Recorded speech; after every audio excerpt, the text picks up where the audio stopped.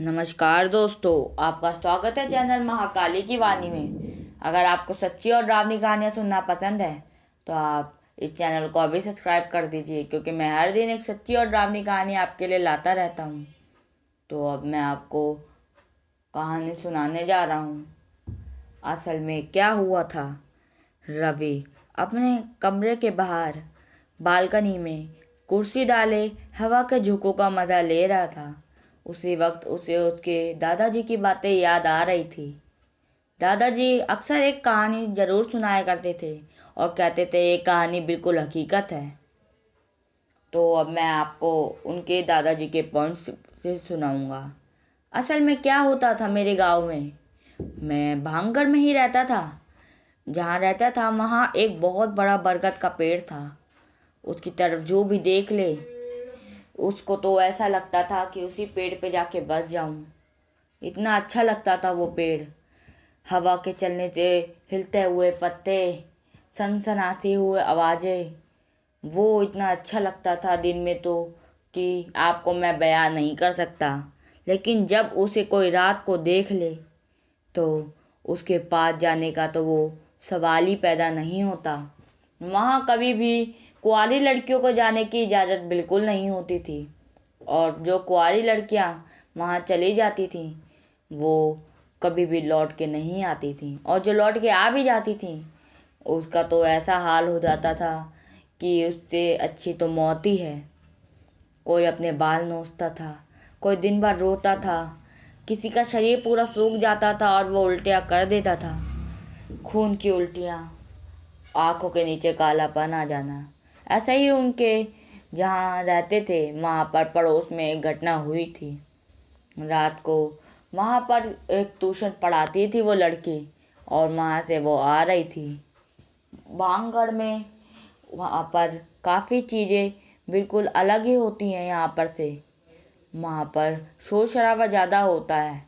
वहाँ पर से वो आते टाइम उनको काफ़ी शोर शराबा हो रहा था, लेकिन वहाँ पर की जो पेड़ के अंदर से आवाज़ आ रही थी वो उनको साफ सुनाई दे रही थी। वो बिल्कुल भी उनको ऐसा नहीं लग रहा था कि शोर शराबे में से आवाज़ आ रही है। पेड़ पे से आवाज़ आती हुई आवाज़, वाह कितनी अच्छा तुम्हारे बाल हैं।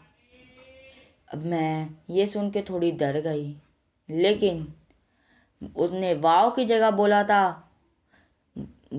वाव।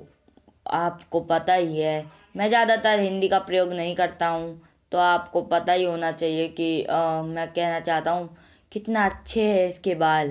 मैं इस वे से बोल देता हूँ, आप इसे दिल पे मत लेना, आप मुझे माफ़ भी कर देना अगर मुझसे कुछ गलती हुई हो तो। वो लड़की वहाँ पर उस पेड़ की तरफ देखे जा रही थी।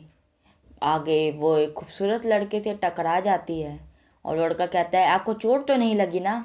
वो उससे टकरा के गिर जाती है। वो उसको हाथ देता है, उठाता है। वो उस लड़के को देखते हुए पीछे की ओर से आगे की ओर बढ़ रही थी। उसी वक्त ऐसा लगता है कि उसका पैर पकड़ के किसी ने खींच दिया और वो नीचे की ओर गिर जाती है। नीचे की ओर गिरते ही उसके पैर से खून निकलने लग जाता है। ऐसा लगता है जैसे किसी को भी देख के इंसान के मुंह में पानी आता है, और वो जब पानी को वही अंदर लेता है तो जैसी आवाज़ें आती हैं वैसी आवाज़ वो सुन रहा था। वाह, ऐसा वो बोल रही थी। बिल्कुल ऐसा ही बोला उनके दादाजी ने कि ऐसा ही वो आवाज़ आ रही थी वहाँ से, बिल्कुल ऐसी ही आवाज़। लेकिन उसके वहाँ से आती हुई आवाज़ किसी और को जैसे कि सुनाई ना दे रही हो, सिर्फ उसको ही सुनाई दे रही हो। वो अपने बाल खुले रखती थी। वो तुरंत ही अपने बालों को बांधती है और उनको एक कपड़े से ढक लेती है और घर की ओर जो वो भागती है। लेकिन ज़्यादा तेज उससे भागा नहीं जाता, क्योंकि उसके पैर में तो चोटें लगी होती है। आपको तो पता ही है ना, पैर में बहुत तेज चोट होने के कारण पूरे रास्ते में खून टपक रहा होता है। रास्ते में उनके पड़ोस में से एक लड़का बाहर निकलता है और कहता है, क्या हुआ, तेरे पैर में इतनी चोट कैसे लग गई। वो कहती है, कुछ नहीं, बस मुझे अभी घर जाने दो। वो कहता है, चलो चलो कोई बात नहीं, जाओ जाओ घर जाओ, वो तो ऐसे ही बोलता है मजाक के तौर पे। और वो लड़की अपने घर पहुंच जाती है। उसके पूरे घर वाले बड़े ही जोर जोर से चिल्ला रहे थे, क्योंकि जब उसका पैर खोल के देखा गया तो उसको बहुत ही ज़्यादा गहरी चोट लगी हुई थी। उसको चोट तो लगी, लेकिन उसने जब देखा तो ऐसा लग रहा था उसके पैर में किसी ने अपने नाखून धंसा दिए हों। 4 नाखूनों के काफ़ी गहरे निशान थे, लेकिन उसने जब याद करा तो वहाँ कोई भी नाखून या चाकू या कुछ भी ऐसी नुकीली चीज़ नहीं थी जिससे इतनी चोट लग जाए। ज़्यादा से ज़्यादा वहाँ थोड़े बहुत पत्थर थे जिससे पैर घिसड़ सकता था या फिर खरोच लग सकती थी, लेकिन इतना खून, ये तो होना बिल्कुल भी लाजमी नहीं है। मेरे मम्मी पापा मेरे को तुरंत ही डॉक्टर के पास ले गए और तुरंत ही पट्टी वट्टी बनवा के घर लेके आ गए। मेरी तो हालत बिल्कुल बेहाल हो गई थी, बहुत ही ज़्यादा दर्द, और उसी में से ऐसा लगता कि मेरा पैर में से कोई खून चूस ला। मेरा पूरा शरीर तो बिल्कुल सही था, लेकिन पैर, ऐसा लग रहा था उस पैर को किसी ने निचोड़ लिया हो। वो पैर बिल्कुल पतला सा हो गया था। मेरे मम्मी पापा को लग रहा था इसको कोई बीमारी हो गई है, लेकिन मैं जब तक तो ठीक थी, जब तक ऐसी आवाज़ें नहीं सुनाई दी थी। आपको तो पता ही है भांगड़ में टोना टोटका ज़्यादा ही चलता है, इसलिए मेरे उसके मम्मी पापा को लगा कि ये ऐसा हो सकता है। भांगड़ में वो तुरंत ही किसी मौलवी या तांत्रिक के पास, पता नहीं किसके पास गए, ये मेरे दादाजी को भी नहीं पता था। तुरंत ही वो ले गए, लेकिन जब उसके पास ले गए वो कहने लग गए, तुम कहाँ से आ रही थी? उन्होंने कहा, मैं इसी जगह से आ रही थी। उन्होंने कहा, यहाँ पर तो किसी ने टोना टोटका करके डाल रखा है।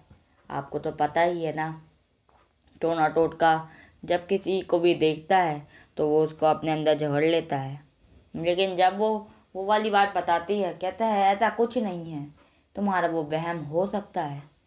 टोना टोटका वो उतारते हैं और घर की ओर फिर से वो चल देती है, लेकिन उसकी तबीयत ठीक होने में ही नहीं आ रही है। बहुत तेज बुखार, उसी पैर का दर्द होना, उस घाव का ना भरना, ये तो बिल्कुल आम सी बात हो गई थी। ऐसे ही होते होते 3 महीने निकल गए थे। उसका भाई छोटा था, इसलिए वो पैसे भी नहीं कमा सकता था। उसके मम्मी पापा के पास जो भी सेविंग थी वो सारी ख़त्म हो गई थी। उसके पास कुछ भी नहीं बचा था। अब क्या करते? मजबूरन उसके पापा को किसी न किसी काम पे रख लिया गया। काम, पैसे तो बहुत कम थे, लेकिन घर चलाने के लिए तो ठीक ही ठाक पैसे थे। अभी तक वो लड़की जिंदा है या मर गई किसी को नहीं पता, क्योंकि हम तो वहाँ से शिफ्ट हो गए थे। उसी वक्त रवि की आँख खुलती है और याद आता है कि मेरे दादाजी ऐसी ही मेरे को कहानी सुनाया करते थे।